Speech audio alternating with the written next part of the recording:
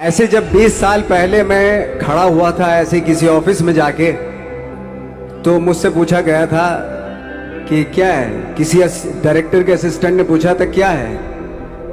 मैंने कहा एक्टर हैं। बोले दिखने से तो लगते नहीं हो एक्टर हो। तो क्या होता था कि इंडस्ट्री में हमेशा ये चलन था कि एक्टर हीरो जो होता है वो 6 फुट का होता है और गोरा होता है और लंबा चौड़ा बल्ले छल्ले होते हैं। मतलब हम तो बस ऐसे ही चले गए थे, ऐसा ऐसा ऐसा समझता था वो। और शिप्रा, मैं ये आपको यकीन दिलाना चाहता हूँ इस चीज़ का कि मेरे खुद के रिश्तेदारों ने भी, जब मैंने उनसे इच्छा जाहिर की कि मैं एक्टर बनना चाहता हूँ, तो उन्होंने भी मुझे डीमोरलाइज किया कि पहले शक्ल तो देख ले अपनी, क्योंकि 5 फुट का छोटा पतला दुबला सा आदमी, काला कलूटा। मुझे खुद को पता नहीं था कि इंडस्ट्री में मेरा क्या हाल होगा, बट एक जिद थी, एक जिद थी। और हजारों लाखों, मतलब सालों साल से इंडस्ट्री में सिर्फ यही चलन था कि एक्टर तो, हीरो तो जो है ऐसा होता है। लेकिन सब ऑड सिचुएशंस के बावजूद भी गए। लेकिन एक चीज मेरे दिमाग में थी कि जो सब कर रहे हैं वो नहीं करना है, तो अलग क्या करूं, अलग क्या होना चाहिए। उसके लिए ट्रेनिंग की ज़रूरत थी, जो मैंने नेशनल स्कूल ऑफ ड्रामा में आके ट्रेनिंग ली। 3 साल मैंने एक्टिंग की पढ़ाई की वहाँ पे, और अपनी क्राफ्ट के बारे में समझा कि एक्चुअली इस पर्सनैलिटी में अगर मैं लोगों को इम्प्रेस करना चाहता हूँ, उसके लिए एजुकेशन की बहुत ज़रूरत है। या जो भी आप काम कर रहे हो उसमें क्राफ्ट, उसका एक्सपर्ट होना बहुत ज़रूरी होता है।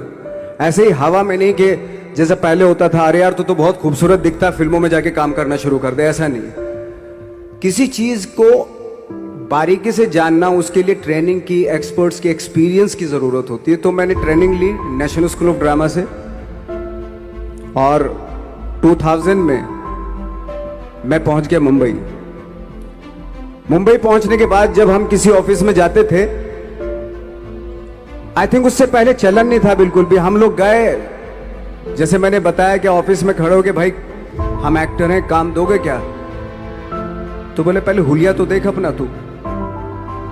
तो ये हर बार सुनने के लिए मिलता था, और वो बात भी सही थी, क्योंकि उससे पहले कभी कोई आपने देखा नहीं होगा कोई इतना बड़ा, कोई इतनी सी पर्सनैलिटी का 5 फुट 6 इंच का आदमी, पतला दुबला सा मरियल सा, कि कभी ये इस तरह के लोग एक्टर भी बन सकते हैं, हीरो भी बन सकते हैं, स्टार भी बन सकते हैं। ऐसा चलन था ही नहीं। मैं कॉन्फिडेंट था बिकॉज ऑफ माई ट्रेनिंग। मैंने ट्रेनिंग ली थी और अपनी क्राफ्ट के बारे में बहुत अच्छे से जानता था मैं, और उस चीज़ का सिर्फ कॉन्फिडेंस था मुझे कि आज नहीं तो कल, कल नहीं तो परसों, या 10 साल या 20 साल या 30 साल के बाद नंबर जरूर आएगा मेरा। मैंने कभी भी अपने को टारगेट नहीं किया, टारगेट नहीं दिया मैंने कि अगर 2 साल ट्राई करके देखता हूं, उसमें अगर हो गया तो ठीक है, वरना कोई दूसरा फील्ड अपना लूंगा। ऐसा कभी नहीं। जिस चीज का पैशन होता है, जज्बा होता है, अगर आप दिल से चाह लो ना, तो पूरी दुनिया झुक जाती है उसके ऊपर। उसको पूरा करने के लिए पूरी कायनात एक हो जाती है कि इस आदमी की जिद के लिए, इस आदमी की जिद के आगे झुकना पड़ेगा, और पूरी दुनिया झुकती है आपकी जिद के आगे। लेकिन आपको जिद्दी होना पड़ता है, आपको बहुत सारे सेक्रीफाइस भी करने पड़ते हैं, क्योंकि ये आपने चाहा है। परीक्षा देनी पड़ती है आपको, जितना बड़ा इम्तिहान होगा उतनी बड़ी परीक्षा भी देनी पड़ेगी। आसान काम नहीं है। छोटे छोटे टारगेट बनाएंगे तो छोटों में निपटारा हो जाएगा। हमेशा अपने आप को टारगेट बढ़ा दो। तो उसके लिए हमेशा अपने आप को अनकंफर्ट जोन में डालो, कि जो इम्पॉसिबल है उसको पॉसिबल करने की शिद्दत, पैशन आपके अंदर होना चाहिए, वो हो जाता है। आज जो दुनिया में इतने सारे एक्सपेरिमेंट हुए हैं, ये सिर्फ इसी बिना पे हुए हैं, पागलपन के जरिए ही हुए हैं ये सारे एक्सपेरिमेंट। एक मैंने कहीं सुना था कि जब आप एक्सपेरिमेंट करते हैं तो फेलियर भी होते हैं, कई बार फेलियर होते हैं। कोई एक एक्सपेरिमेंट करने के लिए, कोई एक चीज़ करने के लिए बहुत बार हमने भी झेला है, बहुत बार फेलियर हुए हम लोग। लेकिन एटलीस्ट हमें इतने सारे फेलियर होने से इतने तरीके पता चले कि इन तरीकों से सक्सेस नहीं मिल सकती। फॉर एग्जाम्पल, एडिसन ने जब बल्ब का आविष्कार किया तो 100 बार एक्सपेरिमेंट किए अपनी ज़िंदगी में। 100 बार एक्सपेरिमेंट करने के बाद जब उसको पता चला कि अरे फॉर्मूला तो ये था बल्ब बनाने का, तो एटलीस्ट उसको ये, उसके साथ साथ उसको ये भी पता चला कि 100 जो तरीके हैं, 100 तरीकों से बल्ब नहीं बनता, ये भी पता चला उन फेलियर्स में उसको।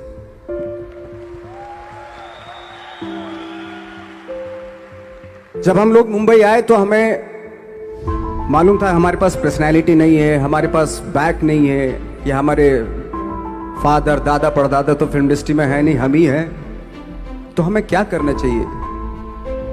इसलिए लोगों के बीच में घुसे रहते थे, आम लोगों के बीच में घुसे रहते थे, उनका एक्सपीरियंस सुनते थे, उनको ऑब्जर्व करते थे।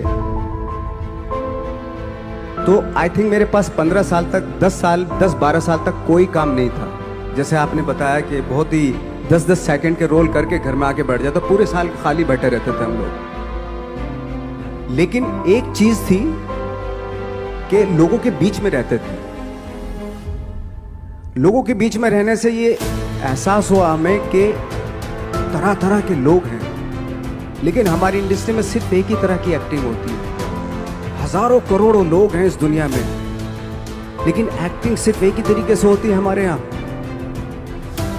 तो मुझे लगा यार, ये मैं तो ट्रेन भी हूँ, मुझसे अपनी आर्ट भी आती है, और हजारों लोगों को मैं ऑब्जर्व भी कर रहा हूँ। तो ये तो सबसे अच्छा सूत्र है, इससे तो मैं बहुत कुछ कर जाऊंगा। तो जब ये सूत्र पता चला मुझे कि अब मैं ये जो हजारों लोगों को मैंने ऑब्जर्व किया है, अब जब भी मुझे कोई रोल मिलेगा उन्हीं में से वो एक इंसान होगा।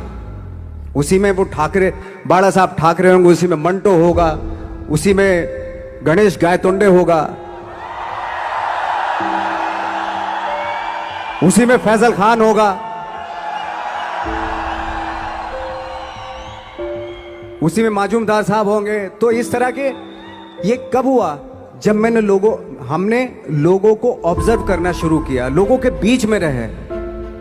मैं 15 साल के बाद जो मेरी लाइफ थी, जिसमें खाने तक को नहीं मिलता था, अब फॉर्चुनेट अपने आप को समझने लगा था कि थैंक गॉड कि मुझे ऐसे लोगों के बीच में मुझे रहने का मौका मिला। तो कभी भी, आई थिंक मुझे लगता है कि कभी भी जब आप स्ट्रगल कर रहे होते ना, वो एक मौका होता है आपके पास, वो एक चांस होता है आपके पास कि कैसे उसमें आप अपना ऑब्जर्वेशन, एक्सपीरियंस, जब आपको काम मिलेगा वो उसमें लगाएंगे आप। तो मेरी लाइफ बहुत ही, आज जब मैं सोचता हूँ कि यार ये तो बहुत ही अच्छा हुआ, तो जो 15, 10, 12 साल मैंने बिना काम के गुजारे, जो लोगों के बीच में रहा था मैं, आज वो काम आ रहा है मेरे। जहाँ जरा सा कोई कैरेक्टर मिलता है तो आदमी इसलिए कनेक्ट करता है उनसे कि उनको लगता है कि यार ये तो मेरे पड़ोस का ही, आसपास का ही ये बंदा। मैंने देखे हैं इस तरह के लोग। आई थिंक यही हमारी सबसे बड़ी जीत है as an actor.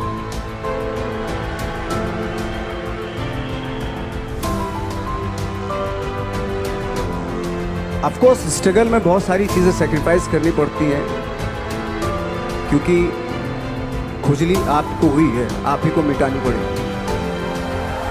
You know,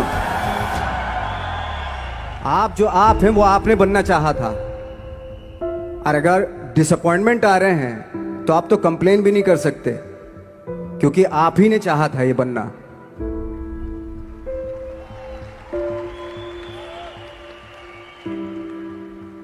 तो बस यही था कि 10-12 साल तक मैंने सोचा था, 10-12 साल जब स्ट्रगल हो गए तो मेरे बहुत ज़्यादा वो भी हुआ कि यार छोड़ के चले जाते हैं, कुछ काम मिल नहीं रहा, क्या हो रहा है, कुछ पता नहीं, आई डोंट नो मिल पाएगा या नहीं मिल पाएगा। फिर ये होता था कि नहीं, मेरी मदर जो है ना एक लेटर लिखती थी मुझे हमेशा। तब मोबाइल नहीं आए थे, पेजर आए थे, तो पेजर यहाँ पे लगा के चलते थे हम लोग। जब उनको मालूम हो जाता था कि भाई बंदा जो है ना थोड़ा सा फ्रस्ट्रेशन में है, डिप्रेशन में है, क्योंकि काम नहीं मिल रहा, तो मेरी माँ मुझे एक लेटर लिखती थी। उसको लिखती थी कि लिखने के बाद एक लास्ट में लिखती थी कि 12 साल में कचरे के दिन भी बदलते थे, तू तो इंसान है, तू तेरा दिन भी बदलेगा।